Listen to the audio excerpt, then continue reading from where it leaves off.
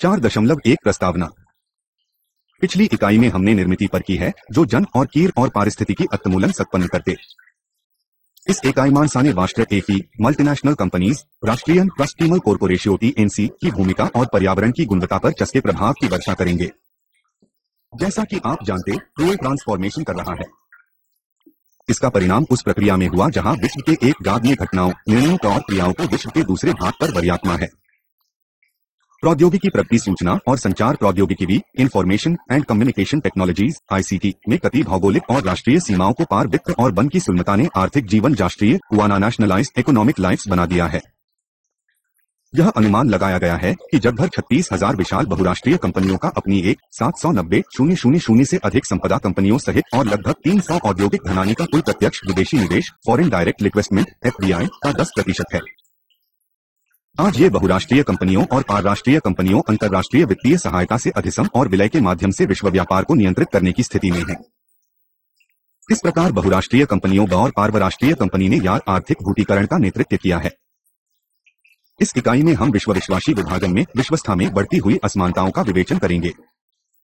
हम पारराष्ट्रीय कंपनियों की ओर से अंतर्राष्ट्रीय वित्तीय संस्थानों के अनुकूल मध्यस्थता और वर्तमान मंडलीकरण प्रक्रिया में पारराष्ट्रीय कंपनियों की भूमिका की भी जांच करेंगे।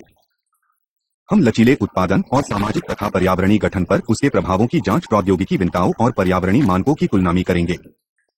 लक्ष्य और उद्देश्य। इस इकाई के अध्ययन के आप आर्थिक भूमंडलीकरण में बहुराष्ट्रीय कंपनियों और पारराष्ट्रीय कंपनियों की भूमिका को स्पष्ट कर सकेंगे। आर्थिक भूमंडलीकरण में अंतर्राष्ट्रीय वित्तीय संस्थानों की भूमिका का निर्धारण कर सकेंगे और बहुराष्ट्रीय कंपनियों और पारराष्ट्रीय कंपनियों के वालों पर नागरिक विनियम के प्रभाव का विश्लेषण कर सकेंगे। 4.2 उत्तर दक्षिण विभाजन। विकास पर क्षयों में सामान्यीकरण जैसे विकसित और विकासशील देश और हाल ही में भौगोलिक विभाजन जैसे उत्तर और दक्षिण प्रयुक्त किया जा रहा है। कभी कभी यह मोटा विभाजन विश्वव्यापी अर्थव्यवस्था में असमानता का विश्लेषण करने के लिए उपयोगी प्रतीत है। अनुभाग में तेजी से एकीकृत होते हुए विश्व में दक्षिण विभाजन तर स्पष्ट किया गया है। सदार आर्थिक भूमंडलीकरण की प्रक्रिया का प्रभागा विदुन विधिल देशों के बाहुव्य इस प्रकार अंतर्राष्ट्रीय व्यापार में प्रति भूमंडलीकरण अंतर्राष्ट्रीय आधार में बांधाती है और की स्थिति प्रयास से लानान्वित ही सकता है। दक्षिण से स्थितियों और निर्यातकों के लिए यह विदेशी बाजारी की अधिक गुणवत्ता और प्रशुल्क तथा उन वस्तुओं और सेवाओं पर अन्य बाधाओं की समाप्ति का माध्यम होगा जहां उन्हें प्रतिस्पर्धात्मक लाभ प्राप्त होते हैं। यह तर्क सामान्यतया निवेश रोजगार और प्रगतिश्री अनुसार दक्षिण के लिए विकास कार्यसूची द्वारा अपनाया जाता है। कम अर्थव्यवस्थाओं का विकास सुदृढ़ करने से व्यापम और व्यापार उदारीकरण समता से होता है। इस तर्क से यह निष्कर्ष निकलता है कि विकसित देश भी विकासशील अर्थव्यवस्थाओं के शुद्धिकरण से लाभान्वित होते और यह भी कि मुक्त व्यापार से अधिक वृद्धि समृद्धि तथा सभी के लिए जीवन की बेहतर गुणवत्ता होती है। महिंद्रा हाल ही का अयन वर्तमान भूमंडलीकरण प्रक्रिया की प्रमुख विशेषताएं प्रमेय जागा है। यह तर्क प्रस्तुत किया है कि बढ़ा हुजायामार विकास और गरीबी उन्मूलन की स्वतंत्र गारंटी नहीं है। इसके विपरीत विकाराहीन देशों के अनुभव व्यापार के संभावित लाभों और ऐसे सुमंडलीकरण एकीकरण को निराशाजनक परिणामों के बीच तर्क का विवरण देता है। अब निर्मात विकासशील देशों के संयुक्त सकल घरेलू उत्पाद के 1/4 से अधिक है। यह अनुपात धनी देशों की तुलना में अधिक है। दक्षिण दक्षिण से निर्यात अधिकतर प्राथमिक सामग्रियों का है, परंतु अब विनिर्मित मान का भान भी बढ़ रहा है। प्रौद्योगिकी निर्मात से कुछ दक्षिणी देश प्रौद्योगिकियों और श्रम प्रधान माल के प्रमुख आपूर्तिकर्ताओं के रूप में उभर रहे हैं। नामित 2002 के अनुसार प्रत्येक विकासशील क्षेत्र के लिए विश्व निर्यात अंश में 1% वृद्धि विश्व की 12% तक गरीबी वाम कर सकती है। यह यूरोप उपसहारा अफ्रीका दक्षिण एशिया में सबसे अधिक होगा। इन दो क्षेत्रों में गरीबी सबसे अधिक संकेंद्रित। केवल चन्ना बानार सुलभता व्यापार और गरीबी अस्वीकरण के बीच संबंध सुदृढ़ करने की अपेक्षिताओं में से एक है। उदाहरण के लिए दृष्टांत के रूप में दक्षिण एशियाई देशों को लें। इन सबसे अधिक गरीब देशों में बहुत से संभावित बाजार प्रारंभ का लाभ लेने के लिए आधारित संरचना की कमी है। इन देशों में जनसंख्या के बहुत बड़े वर्गों को उत्पादनकारी परिसंपत्तियों जैसे भूमि और स्वास्थ्य देखभाल और शिक्षा की सुलभता का अभाव है। दक्षिण एशियाई देश और सामान्यतया विकासशील देश बनी भी प्राथमिक सामग्रियों पर बहुत अधिक आश्रित है। सविकासशील देश अपने निर्मात आय के आने से अधिक के लिए 3 या कुछ कम ऐसी सामग्री पर निर्भर है। इन देशों की राष्ट्रीय अर्थव्यवस्था और लाखों गरीब लोगों के परिवारों की अर्थव्यवस्था इन सामग्रियों की कीमतें घटने से प्रभावित हुई है। उत्तर और दक्षिण के बीच बढ़ता हुआ अंतर इन देशों में पी और बीर भी समानांतर रूप में बढ़ रहा है। रॉबिन्सन 2001 उल्लेख करता है कि भूमंडलीकरण की प्रक्रिया सामाजिक तर्क से प्रकट होता है, राष्ट्रीय तर्क से नहीं। राष्ट्रीय नेटवर्कों में सामाजिक समूहों के ऐसे चयनात्मक एकीकरण हमें विकास के बारे में राष्ट्रीय प्रक्रिया के रूप में नहीं पुनः सोचने के लिए विवश करता है, जिसमें विकसित, अल्प विकसित और राष्ट्रीय पर्यावरण में परस्पर विरोधी या अस्थिर अवस्थितियों में रहने वाले मध्यवर्ती समुदाय के आधार राष्ट्र में गया विकास कराता है। विश्व समा के आविर्भाव से भूमंडलीकरण ने राष्ट्रीय सीमाओं को लगातार दीन किया है। इस प्रक्रिया को प्रेरित करने वाले प्रमुख अभिकर्ता शक्तिशाली परराष्ट्रीय और राष्ट्रपतियों है। इस प्रकार पारराष्ट्रीय कंपनीधीभूतीकरण की सच्ची सहष्ट करती है कि बढ़े हुए अंतर्राष्ट्रीय व्यापार से भूमंडलीकरण द्वारा दिए गए सीमित अवसरों के बावजूद दक्षिणी देश प्रक्रिया से लाभान्वित नहीं हुए। देश में अधिक और वाह पर्यावरण द्वारा संरचनात्मक दबाव अपन कर दिए हैं।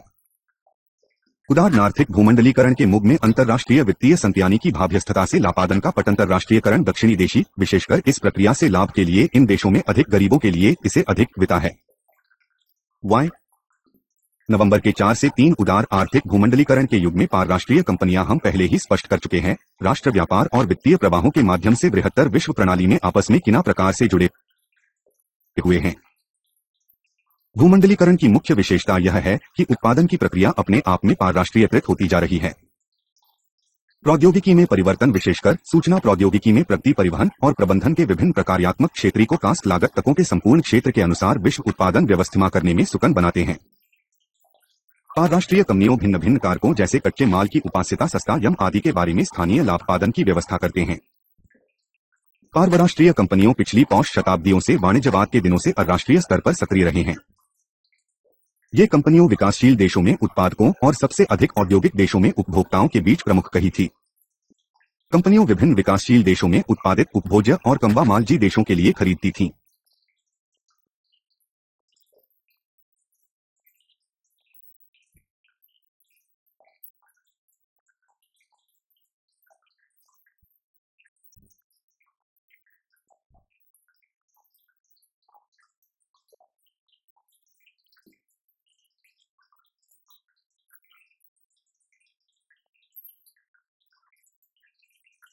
अन्य भी बहुत कम संख्या में पारराष्ट्रीय कंपनियों विश्व सामग्री बाजार पर प्रभुत्व बनाए हुए हैं और अंतर्राष्ट्रीय व्यापार प्रणाली में पारराष्ट्रीय कंपनियों की भूमिका और महाला कह रहा है।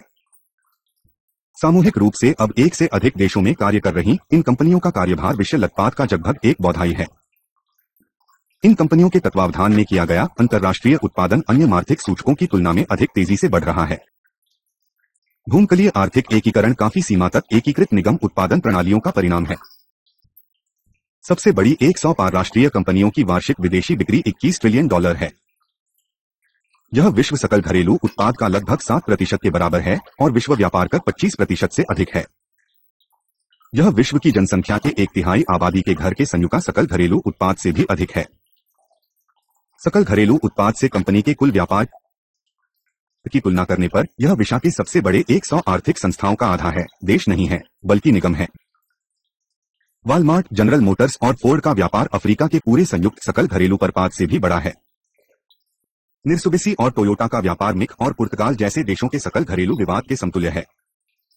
वॉलमार्ट और IBM और नेस्ले की संयुक्त बिक्री मेक्सिको या माला के सकल घरेलू उत्पाद के बराबर है। राष्ट्रीय वित्तीय संस्था का आर्थिक अनिकों के समान भूगोलीय संदर्भ में शक्तिशाली प्रमाण है और वे हमारे जीवन की प्रत्येक पहलू में नहीं करते हैं। कंपनी चपदी की प्रभावशाली श्रृंखला का विनिर्माण करती है, ड्रामा प्रयोग और व्यापार के विकास में महत्वपूर्ण भूमिका निभाते हैं और अधिकांश विकासशील तथा विकसित देशों के हर अर्थव्यवस्था में प्रभावशाली अभिकर्ता है।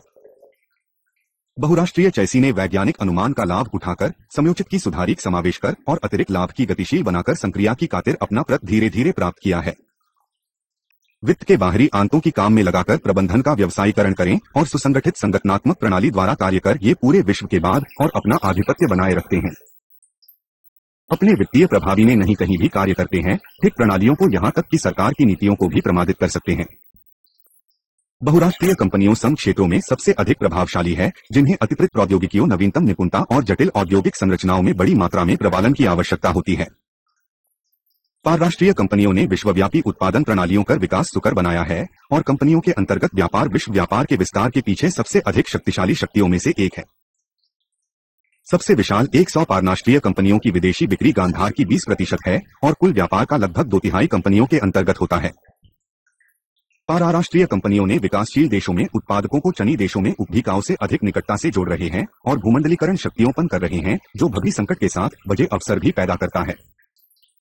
मती 2002 पारराष्ट्रीय कंपनियों द्वारा समन्वित विकासशील देशों से गए परंपरागत कृषि निर्माण पीसेक सजी और मसाले यह गया है। अंतर्राष्ट्रीय कृषि व्यापार मैंस नेशनल एग्रीबिजनेस का ऐसा विस्तार और खाद्य और परंपरागत निर्माण फसलों से स्थानीय उत्पादन के नए फसलों में परिवर्तन से परिवहन रेफ्रिजरेशन और अन्य प्रौद्योगिकीय नवसंवर्तनों में आधारभूत संरचनात्मक विकास द्वारा जमक किया गया है। विकसित देशों में फैलता हुमानता आधार विश्व बाजार में ऐसी सामग्रियों की नौक बढ़ाता। अंतर्राष्ट्रीय वित्तीय संस्थानों की भूमिका। पारराष्ट्रीय कंपनी उत्पादन के अपने संगठन में विपुल क्षमता द्वारा नई विश्व अर्थव्यवस्था का स्थान बनाने में व्यस्त है, जही राष्ट्रीय प्राथमिकताएं अपनी वैधता खो सकती है। पारराष्ट्रीय कंपनियों द्वारा नव उदान आर्थिक भूमंडलीकरण की यह प्रक्रिया अंतर्राष्ट्रीय वित्तीय संस्थाओं द्वारा सुकर बनाई गई है। 1970 के दशक के ऋण संकट और अनुक्ति आधार परियोजना में राष्ट्रीय विकास के लिए विश्व बाजार में विकासशील देशों की अनिवार्य सहभागिता पर बल दिया। इससे नियंत्रित राष्ट्रीय आर्थिक वृद्धि से नियंत्रित विश्वव्यापी अर्थव्यवस्था में संक्रमण की आवश्यकता की धारणा उत्पन्न हुई। अंतर्राष्ट्रीय वित्तीय संस्थाएं भूमंडलीकरण में समायोजन के प्रत्येक देश और क्षेत्र में समन्वय करती है और कभी कभी प्रक्रिया थोपती है।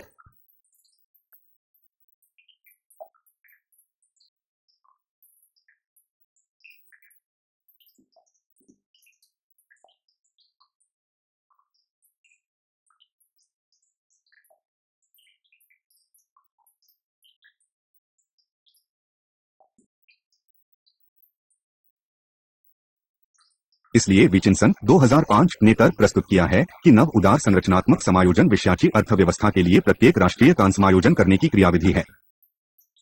कवियन में सुझाव दिया गया है कि वे कार्यक्रम स्थानीय और विश्वव्यापी सातों पर अनुकूल लाभकारिता की आंतरिक दशाओं की बहाल कर बहुराष्ट्रीय कंपनियों द्वारा संचय बताए रखने का प्रयास करते हैं। सदैव सह तर्क प्रस्तुत किया जाता है कि विश्वव्यापी अन्य से संबद्ध कार्यों के विस्तार द्वारा प्रत्येक समायोजित देश में आर्थिक सक्रिय है।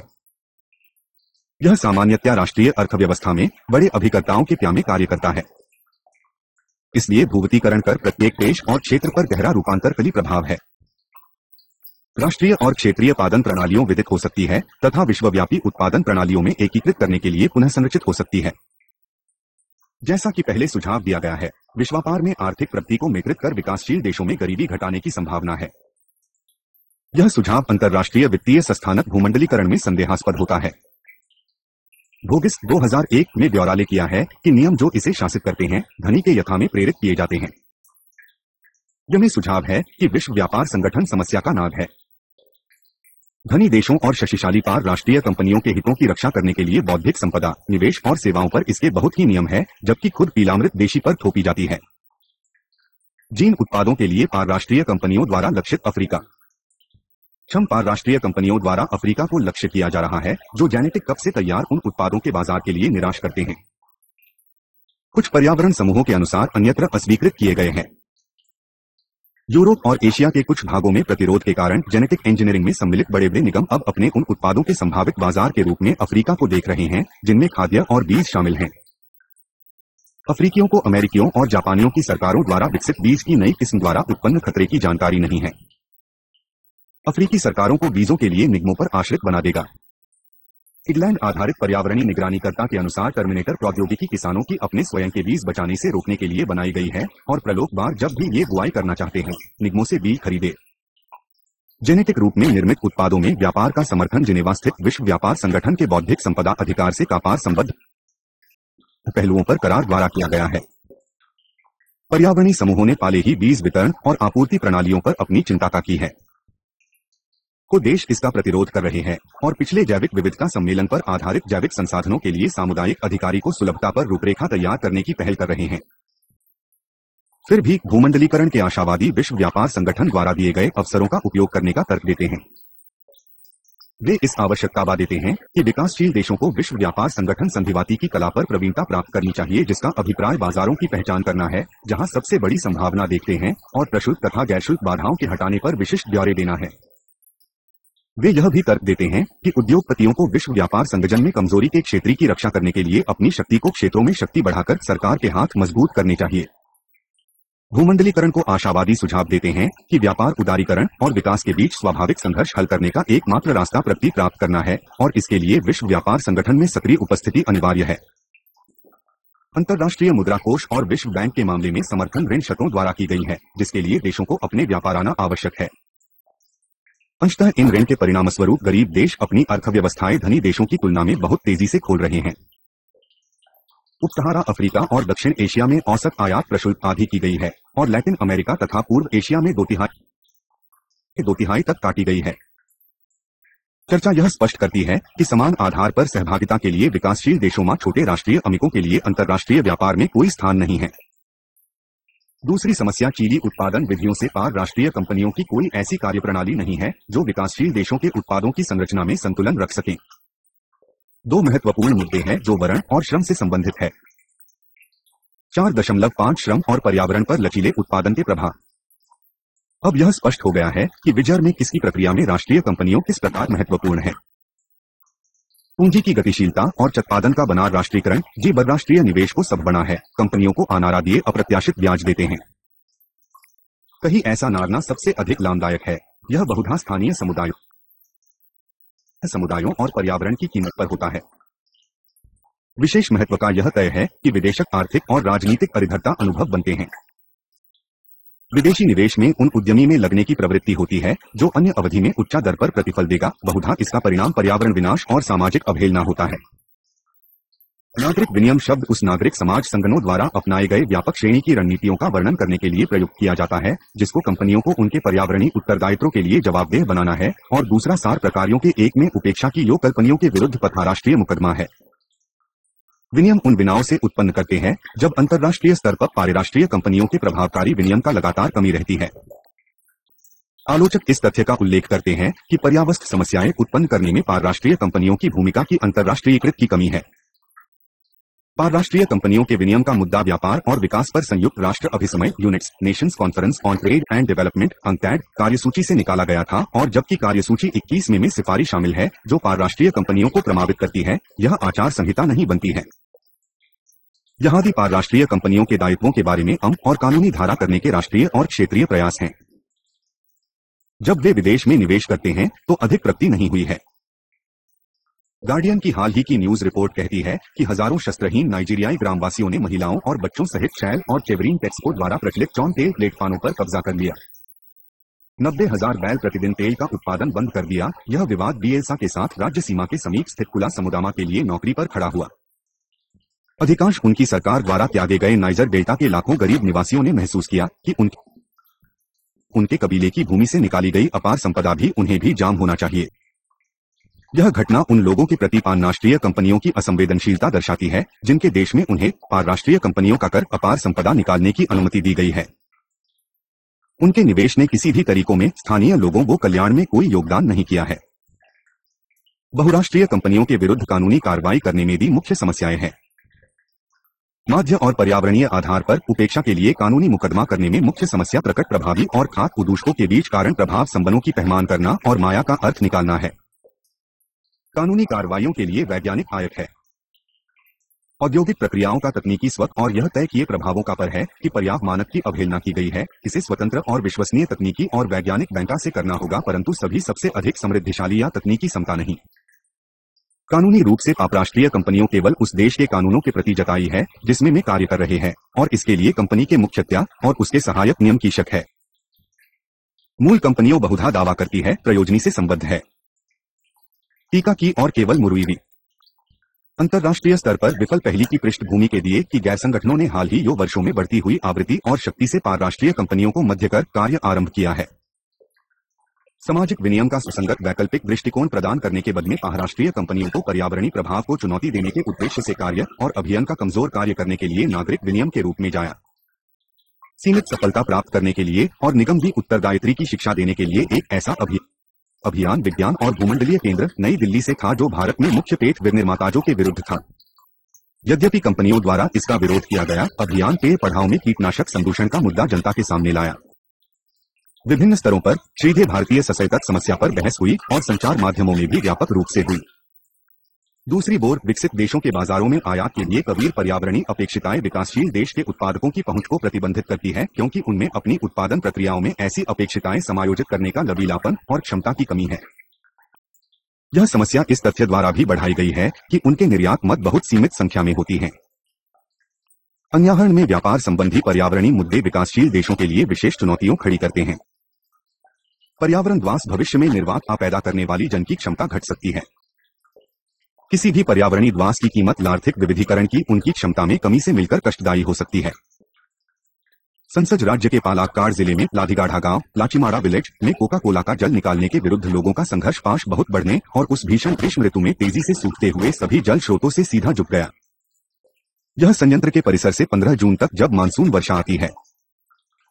भौम जल निकालना बंद करने के लिए 21 फरवरी 2004 के सरकारी आदेश के बाद संयंत्र में Hindustan Coca Cola beverage limited, Hindustan Coca Cola beverages land HCBL द्वारा प्रचालन निलंबित करने के बावजूद था। 3 अप्रैल 2004 के बहुत शरीरे कुछ ग्रामवासियों ने संयंत्र में पानी लाने कली टैंकर जारी को रोक दिया। पूरे जिले में पेय जल का भारी संकट था और कंपनी पानी का वैकल्पिक स्रोत खोजने के बदले जमीन के नीचे से बहुत गहराई से बहुमूल्य पेयजल की चोरी कर ही थी और सभी कुरी सूत्र गए। कोक के विरुद्ध लोगी के संघर्ष ने 150 दिन पार कर लिए और 22 अप्रैल 2004 पृथ्वी दिवस की कोका कोला संयंत्र के सामने संघर्षकारी समुदाय द्वारा जागरण के प्रारंभ करने दूसरी वर्षगांठ मनाई गई। सूधापस्त चित्तूर क्षेत्र में जहां प्लामा अकानित है, भीषण सूखे, फसल विफलता और भारी ऋण के कारण 1 महीने की अवधि में 3 किसानों ने आत्महत्या की। इस क्षेत्र में लगातार तीसरे वर्ष में सामान्य से कम हुई कोला प्रतिदिन कम से कम 3.50,000 लीटर भौगजल निकाल रहा है। राज्य प्रदूषण नियंत्रण बोर्ड के अनुसार पूरी क्षमता पर सर्वत्र की प्रतिदिन 15 लीटर पानी की आवश्यकता होती है, पर कोका कोला ने यह कहकर अनुदेश का पालन करने से पता कर दिया कि में आरोप निराधार है। थानाधालय ने पेश दिया कि भी निष्ठंपति है और कि राज्य तथा स्थानीय सरकारों को अधिक निवार्यों को नहीं देने चाहिए। संयुक्त संसदीय समिति की हाल ही की रिपोर्ट में हिंदुस्तान को कोला बेवरेज लिमिटेड के अधिक कीटनाशकों की चपलिप्ति की पुष्टि की। राज्य प्रदूषण नियंत्रण बोर्ड ने पहले ही प्लाविनाडा में कोका कोला समत्र के तौरा अपशिष्टों में बिछले पर राष्ट्रीय कंपनियों के लबीले उत्पादन तरीकों के लिए रकम के संदर्भ में कार्य और श्रम की पुनर्संरचना करना भूमकलीकरण से संबद्ध एक अना महत्वपूर्ण मुद्दा है। श्रम बाजार सुधार नरजदार पुनर्संरचना कर अनिवार्य पटक है जी श्रमिल ने केंद्रित हो। कंपनियों का सामान्य तर्क यह कान है कि निवेश आकर्षित करने के लिए बम लागत कम होनी चाहिए और निर्यातोन्मुखी वस्तुओं का उत्पादन करने वाली फर्मों की प्रतिस्पर्धा बढ़ाई जानी चाहिए। विनियम हटाने ही फार्मों को श्रम का उपयोग अधिक लबीले बम से करने में आसानी होती है, ताकि आपत कम से कम ज और चम का नियंत्रण अधिक से अधिक किया जा सके। श्रम कम्मा लीलापन उसके यूनियन समापा से भी संबद्ध है। श्रम बाजार के नव उदार समातरण की परिणाम अधोगामी गतिशीलता की एक समान प्रक्रिया में नहीं होती है। संवते अवश्य सदाहरण विपुल अवरार है जो सूचना प्रौद्योगिकी क्षेत्र में भारतीय व्यावसायिकों को लिए खुले हैं। यह आर्थिक भूमंडलीकर की मांग प्रक्रिया में कुछ सामाजिक समूहों में मनात्मक प्रक्रिया के हमारे पिछले तर्क की स्पष्ट करता है। पूंजी की विशाल माजा की तुलमता और उससे बहुराष्ट्रीय कंपनियों और पारराष्ट्रीय कंपनियों द्वारा अपेक्षाकृत प्रदूषण मुक्त प्रौद्योगिकियों के प्रयोग का परिणाम विकासशील देशों में उद्योगों के लिए सार के क्षेत्र नहीं मिलते हैं। विकासशील देशों में पर्यावरण मानक कम होते हैं और बेरोजगारी से उत्पन्न हाथ होता है। इसलिए बहुराष्ट्रीय कंपनियों और पारराष्ट्रीय कंपनियों अधिक कठोर पर्यावरण मानक लगाने वाले विकसित देशों से दूर अपनी उत्पादन सुविधाएं स्थापित कर अनुचित व्यापार पद्धतियों में सकर्ती कर दोहन करते हैं। 4.6 प्रौद्योगिकी समस्याएं। प्रौद्योगिकी की परिभाषा उत्पादक के 2 मुख्य कारकों पूंजी और अत्य कुछ अनुपात के रूप में की गई है। सापेक्ष कीमतें प्रौद्योगिकी का विकल्प तय करती है जो या तो पूंजीगत होती है या श्रम तथा वैकल्पिक संभावना यह है कि प्रौद्योगिकी उत्पादन के माध्यमों को निरूपित करती है और जो भी प्रौद्योगिकी के नियम में है वही आर्थिक गतिविधियों की नियंत्रण करता है। इसलिए यह तर्क दिया जाता है कि चूंकि पूंजी यह उत्पादन के माध्यमों का नियंत्रण करते हैं और श्रम उत्पादन में लगे रहने के लिए पूंजी पर आश्रित है, इसलिए पूंजी बम पर नियंत्रण का प्रयोग करती है। इस प्रकार प्रौद्योगिकी निजी विश्व में केवल मात्र घटक ही नहीं है, बल्कि उत्पादन के माध्यमों के मालिकों और उनके बीच संबंध जो बेदखल किए गए हैं बमजीवी है। परस्परागत तर्क विश्व बाजार में प्रौद्योगिकी की मुक्त गतिशीलता पर प्रतिबंध हटाने में लागत लाभ विश्लेषण व्यवहार पर आधारित है। बदले में इसका अभिप्राय यह है कि विनियमित बाजार लाभ की अपेक्षा अधिक लागत उत्पन्न करता है। इस चर्चा में प्रौद्योगिकी की पारिस्थितिकी विनता को जाना महत्व नहीं दिया गया है जितनी उसके लिए आवश्यक है। यद्यपि पारिस्थितिकी मैत्रीपूर्ण प्रौद्योगिकियों के बारे में बहुत कहा जाता है, परंतु 100% प्रदूषण मुक्त प्रौद्योगिकी होना असंभव है। यह उल्लेख किया जाता है कि संयुक्त राज्य अमेरिका की उत्पादन में प्रदूषण मुक्त प्रौद्योगिकी अर्थी रखने के लिए लगभग 200 बिलियन अमेरिकी डॉलर खर्च करना पड़ेगा। जब प्रौद्योगिकियों से संबंधी मुद्दों पर की जाती है, यह नोट विकल्प और वैकल्पिक प्रौद्योगिकी है। परंपरानिकियों याचन के कर्जा प्रधान विधियों पर आधारित है, साधारणतया जीवाश्म ईंधन जैसे अपूर्णच द्वारा बताई जाती हैं। वैकल्पिक प्रौद्योगिकियों के मौद्योगिकियों है जो गैर परागत कापरे वध का प्रयोग भारती है। वी से सौर ऊर्जा को नवीकरणीय कहा जाता है। परस्परागत प्रौद्योगिकियों संसाधनों की सरयादी होती है। नई प्रौद्योगिकी बाजार में आती है, विद्यमान प्रौद्योगिकी पहल हो जाती है। सद्ढांचे यह तर्क की प्रौद्योगिकियों का विकासशील देशों में अधिक बेरोजगारी की चुनौती का सामना करना पड़ता है। यह मानते हुए कि अधिशेष श्रम को अन्य क्षेत्रों में समायोजित किया जा सकता है, परंतु इन आधुनिक प्रदूषण मुक्त प्रौद्योगिकियों की सुलभता पर अन्य कारकों द्वारा कठिनाई होती है, जैसे निर्देश करने के लिए संसाधनों का अभाव और नई प्रौद्योगिकियों तक पहुंच की कमी। स्थिति बौद्धिक संपदा अधिकारों से बने अधिक जटिल हो जाती है कि नई प्रौद्योगिकियों के लिए प्रोत्साहन के नाम में कृत्रिम एकाधिकार उत्पन्न करते हैं। विकासशील देश ऐतिहासिक कारणों और अक्षम उद्यमिता दोनों के कारण असुविधा तथा प्रतिस्पर्धात्मक वादन तकनीकों के अभाव का करते हैं। सामधी समूह जैसे धातुओं, रसायनों और फार्मास्यूटिकल के मामले में जिनकी पहचान डर्टी इंडस्ट्रीज के रूप में की गई है। जपनार प्रौद्योगिकियों की लागत बहुत महंगी है। कोई आश्चर्य नहीं कि विकसित देश दी इंडस्ट्रीज को विकासशील देशों में स्थानांतरित करें। प्रतिस्पर्धात्मक बाजार में यह सामान्य बात है कि उपवास संधियों को पसंद करते हैं जिनकी कीमत कम हरे यदि वे उसी गुणवत्ता की हैं। 15,000 रुपए कीमत के सौर ऊर्जा स्ट्रीट प्रकाश का उदाहरण ने पाइन प्रौद्योगिकियों को प्रोत्साहन करने की दृष्टि से है कि विकासशील देशों में सरकारें इमदादी कीमतों पर अपने उत्पाद बेचने के लिए नई प्रौद्योगिकियों के उत्पादकों की सहायता कर रही है। उदाहरण के लिए भारत में तमिलनाडु में सक्रियतावादियों का समूह उन किसानों से कृषि सामग्री खरीद रहा है जो ऊंची कीमत पर जैच मैत्रीपूर्ण प्रौद्योगिकियों के लिए आवेदन कर रहा है। यद्यपि ऐसी कार्यवाहियों सामूहिक राजनीतिक कार्य के परिणाम है, इसलिए वे बहुधा परंपरागत वार्षिक सिद्धांतों के मानकों द्वारा अतर्कसंगत रूप में छीटे जाते हैं। चूंकि गैर परंपरागत प्रदूषण मुक्त प्रौद्योगिकियों सामान्यतया स्थायी प्रौद्योगिकियों है, इसलिए परंपरागत प्रौद्योगिकियों की भांति कोई आवती मांग नहीं है। इसके परिणामस्वरूप ऐसी प्रौद्योगिकियों का नवीकरण हो सकता है। पर्यावरणीय मानक तेजा पर्यावरणीय हास के अनुसार बड़े पैमाने पर उत्पादन प्रौद्योगिकियों के औद्योगिकीकरण से संबद्ध सार्वदेशिक पर्यावरणीय मानकों का अभाव है। असफल हो रहे बाजारों की पृष्ठभूमि में पर्यावरण की गुणवत्ता बचाने का दायित्व राजा पर पड़ा। चूंकि यह व्यस्त हो गया कि आधुनिकीकरण के परिणाम में कई असामान्यताएं हुई है, जैसे ग्लोबल वार्मिंग, ग्रीन हाउस प्रभाव और ओजोन क्षीणता। यह प्रस्ताव किया गया है कि उस संसाधनों पर या पृष्ठों पर सरकार द्वारा कुछ उपकर लगाया जाए ताकि प्रदूषण स्तर में कमी लाई जा सके, परंतु लोक नीतियों बहुधा बदली जाती है। लोगों को प्रायः उपयुक्त ऊष्मा की जानकारी नहीं होती है और यदि उन्हें पूरी जानकारी दी जाती है तो लोग लापरवाह में होते हैं। जनकन की गाजा निर्धारित करने के तरीकों की आलोचना है और इसमें आर्थिक तर्कसंगति का अभाव होता है। यह वर्क दिया जाता है कि पर्यावरण की क्षति जनसाधारण की त्रासदी लेकी ट्रैपेडी ऑफ द कॉमन के कारण अंक है। पर्यावरणीय मानकों के दो भिन्न भिन्न प्रकार है, परिवेशी मानक और उत्सर्जन मानक। परिवेश मानक प्रदूषकों के अधिकतम अनुपचार को सुविधा द्वारा निर्धारित हो सकते हैं। परिवेशी मानक प्राथमिकताएं स्थापित करने की सरल विधि प्रदान करती है और जारी किसी हस्त की आवश्यकता नहीं होती है, परंतु भिन्न भिन्न कारों के लिए भिन्न भिन्न स्तरों पर तय हो सकती और उस तरीके में मूल्यवान पारितंत्रों के बचाने के लिए प्रदत्त संत में मिलल देशोंसानियत पर्यावरणीय मानक विभिन्न है। मानक पर्याप्त बैंस रुपए एक देश में दूसरे देश में अलग हो सकते हैं और संयुक्त राष्ट्र 10 रियो पर्यावरण घोषणा द्वारा पुष्टि की गई है। कुछ लोगों द्वारा प्रयुक्त लागू मानक जातीय देशी, विशेषकर विकासशील देशों के लिए आर्थिक और सामाजिक लागतों के अनुसार अनुपयुक्त हो सकते हैं। दूती और लार्जन मानक इस आधार पर स्थापित हो सकते हैं कि उपलब्ध प्रौद्योगिकी से क्या प्राप्त किया जा सकता है या परिवेशी पर्यावरण उत्सर्जन के प्रभाव के आधार पर क्या प्राप्त किया जा सकता है। विश्व बैंक 1999 विकासशील देशों में औद्योगिक लॉबी द्वारा यह किया गया है कि वे प्रतिस्पर्धात्मक नहीं हो सकते हैं यदि उन्हें अंतर्राष्ट्रीय मानकों द्वारा स्वीकार करने के लिए बाध्य किया जाता है। उनका तर्क है कि उनके पास जर्मक कारोबार करने के लिए आवश्यक संसाधनों की किस्में नहीं हैं जिन्हें वे उत्पन्न करते हैं। फलस्वरूप तीसरे विश्व के देशों के प्रशासन यह करते हुए दूषण उद्योगों के प्रति नरम है कि डोर विनियम औद्योगिकीकरण की वृद्धि को बाधित कर सकते हैं। यह भी माना गया है कि विभिन्न मानवा अलग अलग कारणों की परिणाम है, जैसे स्थानीय कानून, सामाजिक आर्थिक प्राथमिकताएं, सांस्कृतिक अंतर, पर्यावरण की वहन क्षमता, नई प्रौद्योगिकियों की उपलब्धता और आर्थिक सुविधाओं का आकार और जटिलता महत्वपूर्ण अभिकर्ता है। यही कुछ उदाहरण है। पारराष्ट्रीय कंपनियों ग्लोबल वार्मिंग पर सबसे अधिक प्रभाव वाले औद्योगिक क्षेत्रों द्वारा उत्पादन की गई ग्रीन हाउस गैली का आय से अधिक उत्पन्न करते हैं। उनका वास्तव में उत्पादन और ओजोन नष्ट करने वाले क्लोरोफ्लोरोकार्बन्स CFCs तथा संबद्ध यौगिकों के प्रयोग पर एकमात्र नियंत्रण है। ग्रानन में अभी भी मुख्य उद्योगों पर उनका प्रभुत्व है और अपने कार्यों को तेजी से कर रहे हैं। एल्यूमिनियम में उदाहरण के लिए कंपनियों का खनन क्षमता के 60% पर नियंत्रण है। कृषि में विश्व भर में निर्यात फसलों की कृषि भूमि पर उनका नियंत्रण है और 20 फर्मों की कीटनाशक बिक्री का 90% है।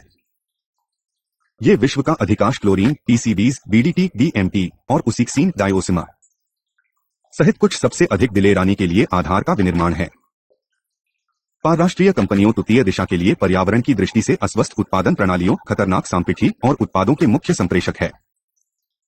उदाहरण के लिए कीटनाशक दवाइयों का 20% का निर्माण 1980 के दशक के जरा में संयुक्त राज्य अमेरिका से ऐसा था जो वयन संयुक्त राज्य अमेरिका में प्रतिबंधित था।